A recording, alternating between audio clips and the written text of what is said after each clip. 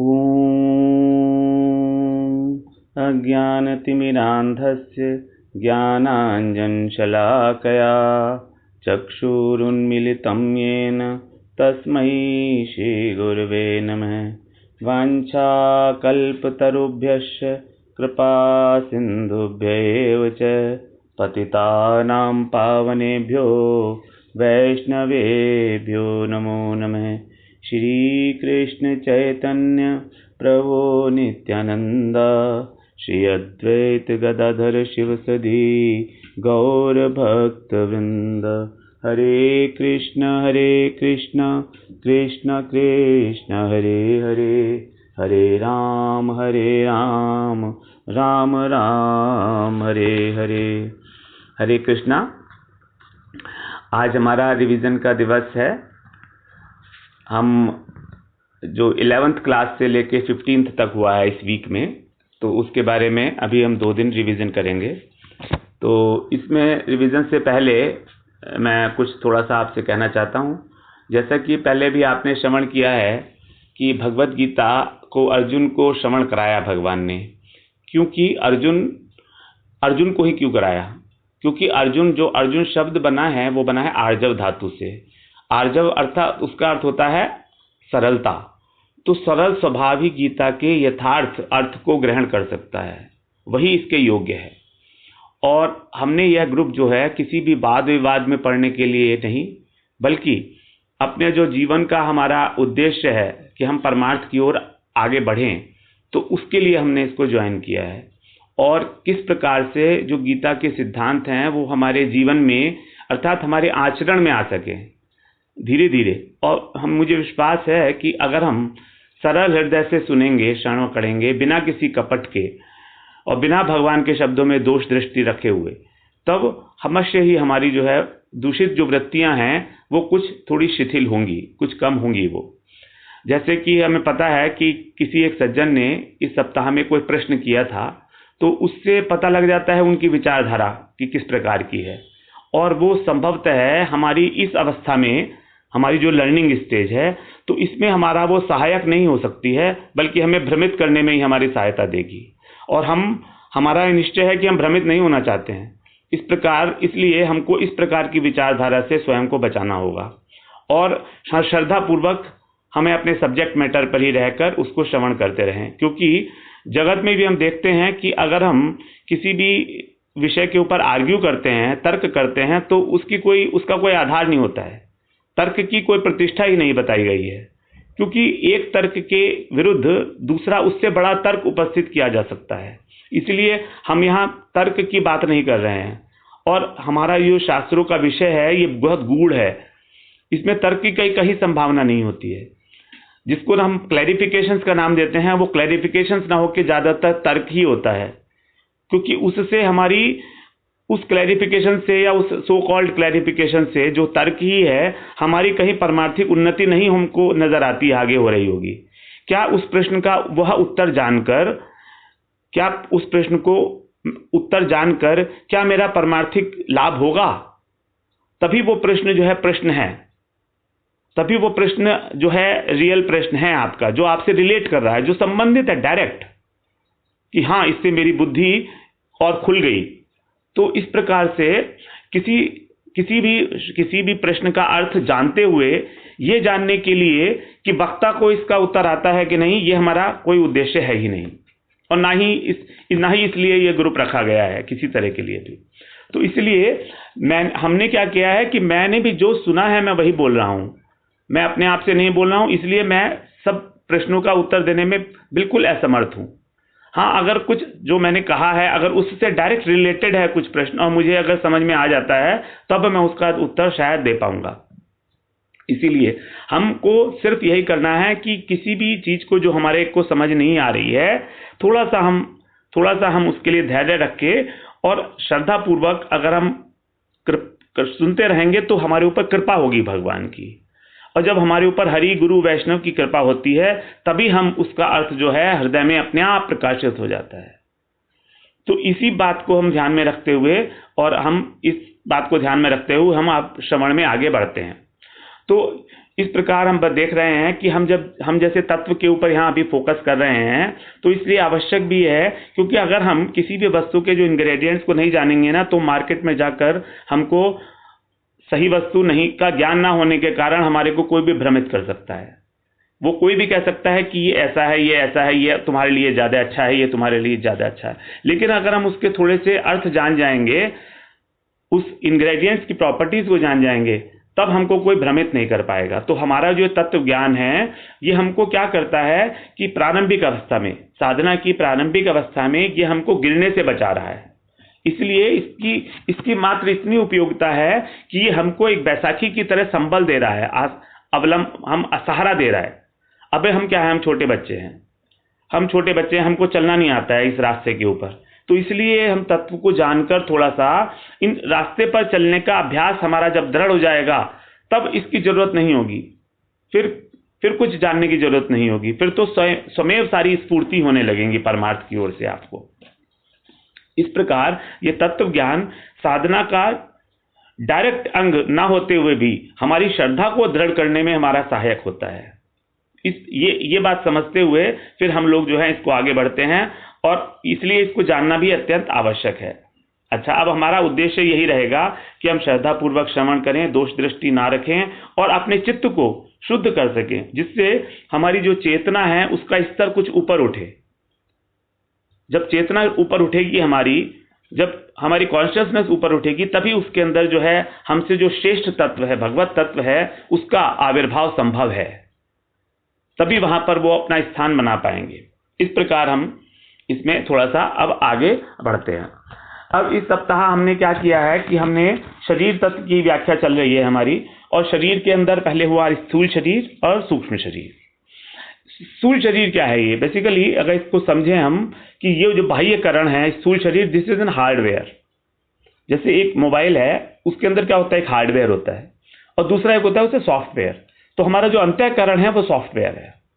अब अगर मोबाइल खराब हो जाता है, टूट जाता है, मान लीजिए गिर जाता है, टूट जाता है, तो क्या होता है, मोबाइल टूट गया मगर उसको सॉफ्टवेयर रहता है अंदर में, in the form of integrated circuit, IC बोलते हैं ना उसको। तो जो हमारा अंतःकरण है ये हमारा इंटैक्ट रहता है, चाहे हमारा शरीर छूट जाए। हमारा शरीर छूटने के बाद भी हमारा अंतःकरण हमारे साथ ही चला जाता है। हमने पढ़ा था कि जो हमारे यहाँ 10 प्राण हैं, उन 10 प्राण में से एक उप प्राण था, उसका नाम था उदान। तो उस उदान उप प्राण के साथ आत्मा जो है इस सूक्ष्म शरीर को लेकर और किसी दूसरे शरीर में प्रवेश कर जाती है। इस प्रकार ये जो शरीर तत्व हमने देखा, तो इसमें हमने देखे 24 एलिमेंट्स हैं, 24 तत्व। 24 में से 20 जो तत्व थे वो स्थूल शरीर में, तो उसको थोड़ा सा रिवाइज कर लेते हैं। क्या है? पंच महाभूत हो गए आकाश, वायु, अग्नि, जल और पृथ्वी, और इनके ही कॉरस्पॉन्डिंग इनके जो विषय हो गए तन्मात्रा, पंच तन्मात्रा हो गई। आकाश की तन्मात्रा कौन सी है? शब्द। वायु की स्पर्श, उसके बाद अग्नि की रूप, और जल की रस, और पृथ्वी की गंध है पृथ्वी की। जैसे जब बारिश होती है तो हम देखते हैं ना कि एकदम से भीनी भीनी खुशबू आती है पृथ्वी से, तो उसकी अपनी खुशबू है, वो पृथ्वी का वो अपना गुण है। पृथ्वी में ये 5 गुण हैं। पृथ्वी में शब्द भी है, स्पर्श भी है, रूप भी है, रस भी है और गंध भी है। तो इस प्रकार से उत्तरोत्तर प्रत्येक पंच महाभूत के अंदर उत्तरोत्तर अपनी से पूर्व वाले के गुण जो हैं वो समाहित होते हैं उसके अंदर।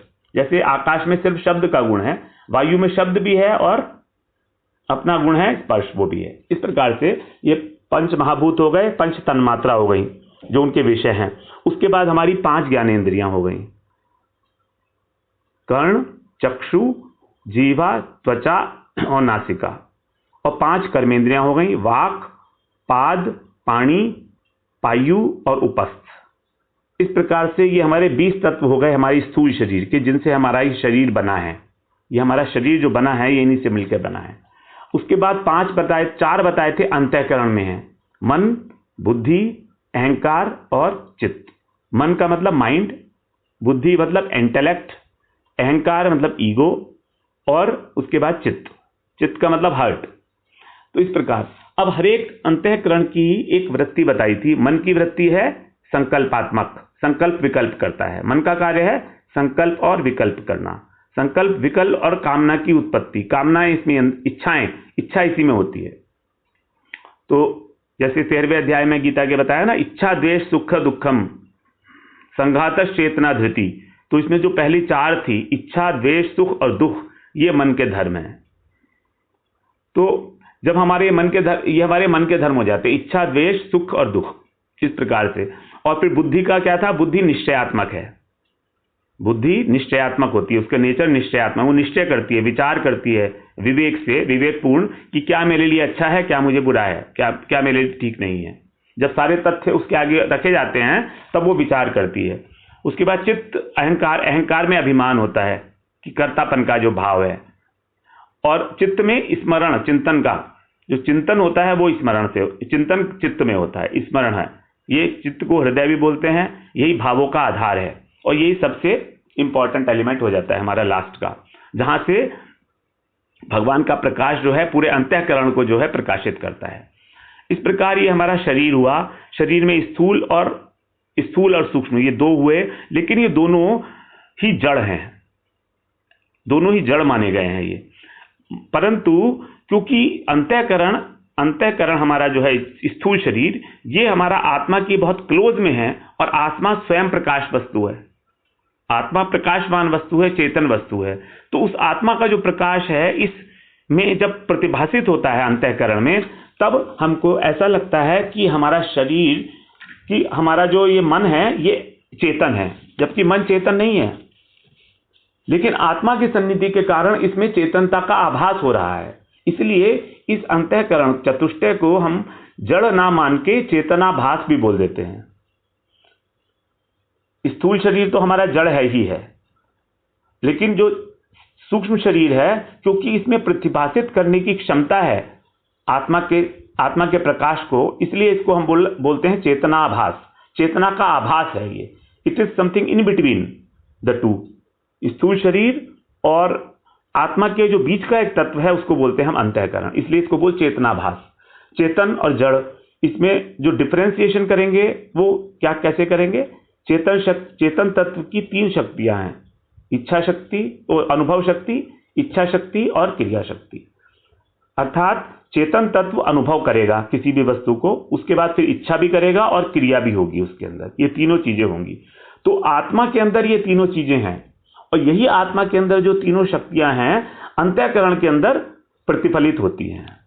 हम सोचते हैं हमारा मन अनुभव कर रहा है, हम सोचते हैं हमारा मन इच्छा कर रहा है, उसके अंदर मन में इच्छा करने का गुण है, लेकिन वो इच्छा करेगा तब जब वो आत्मा के संसर्ग में होगा। आत्मा के संसर्ग में वो नहीं होगा तब वो इच्छा भी नहीं कर पाएगा, वो अनुभव में नहीं कर पाएगा।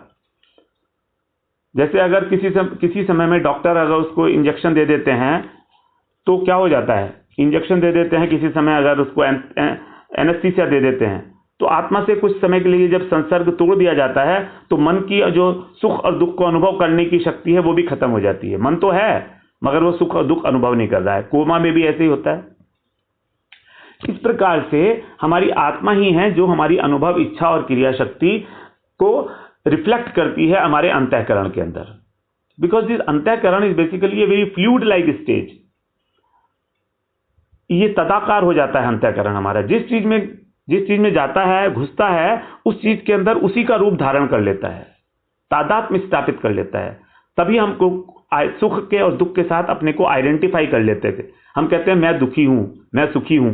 ये अहंकार हम पोषित करते हैं। क्यों? क्योंकि ये तदाकार होने की इसमें एक क्षमता है आइडेंटिफाई करने की। किसी भी वस्तु के साथ, विषय वस्तु के साथ जो बहुत इसको रुचिकर लगती है उसके साथ आइडेंटिफाई कर लेता है। जैसे लोहा अग्नि में डालने पर तादात्म्य को प्राप्त हो जाता है, उसी प्रकार ये अंतःकरण की चारों वृत्तियां ही तादात्म्य को प्राप्त होती है। अब इसमें हमने आगे देखा था कि जो शरीर है, इसके अंदर शरीर के लिए एक जो श्रीमद् भागवत के अंदर गर्भ स्तुति की है देवताओं ने, देवकी माता की, तो उसके अंदर इसमें इसकी शरीर की तुलना आदि वृक्ष से की गई थी। तो आदि वृक्ष में बताया था एक शरीर का जो अयन है, यानी कि जो उत्पत्ति का स्थान है, जो आश्रय है, वो प्रकृति। नंबर 2 फल, 2 फल हैं, सुख और दुख। 3 गुण हैं, सत्वगुण, रजोगुण, तमोगुण। 4 उसके रस हैं, धर्म, अर्थ, काम और मोक्ष। 5 उसके ज्ञान प्राप्त करने के उपाय हैं, ज्ञानेंद्रिय, नेत्र, चक्षु, त्वचा, जीवा और नासिका।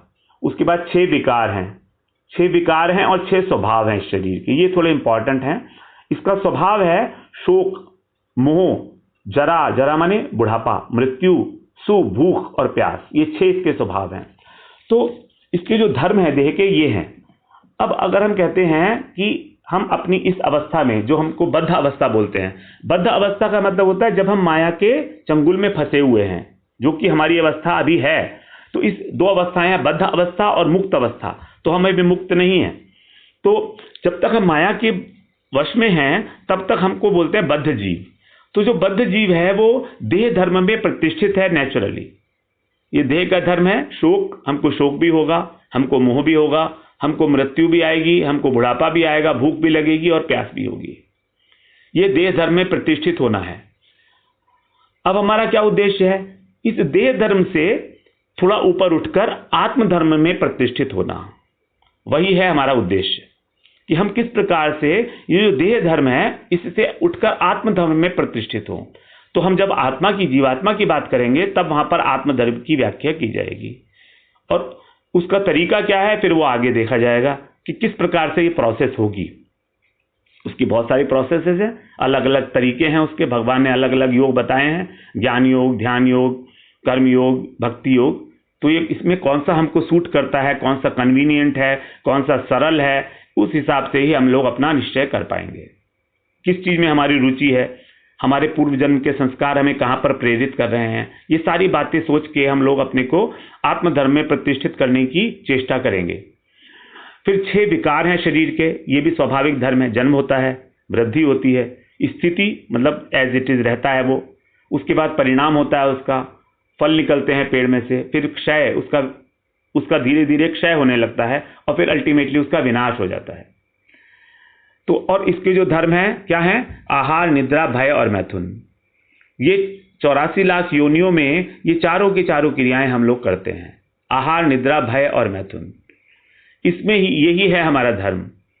हम इससे ऊपर उठ ही नहीं पा रहे हैं। और ये जो चीजें हैं ये तो पशु योनि में और पक्षी योनि में भी अवेलेबल हैं।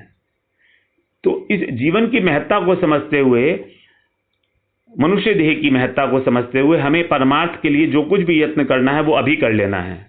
आगे समय नहीं मिलने वाला है, हमें पता नहीं है आगे हम क्या करेंगे। अभी हमारे पास स्थिति है, समझने के सारे उपकरण हैं, माइंड हमारा इंटैक्ट है, इंटेलेक्ट काम करती है, अवसर है, इच्छा भी हुई है, इसलिए इसको कभी अपने हाथ से नहीं खोने देना चाहिए। क्यों? क्योंकि हम जितना आज जान लेंगे वो हमेशा हमेशा के लिए हमारे साथ रहेगा, करोड़ों जन्मों तक भी हमारे साथ वो रहेगा, कभी नष्ट नहीं होने वाला है, कभी भी नष्ट नहीं होगा ये ज्ञान। यही तो इस ज्ञान की विशेषता है, इस दिव्य ज्ञान की विशेषता ये है कि कभी नष्ट नहीं होता है। गीता में आएगा अभी आगे यही बात आएगी। उसके बाद फिर 7 धातुएं हैं, सप्त धातु शरीर के अंदर।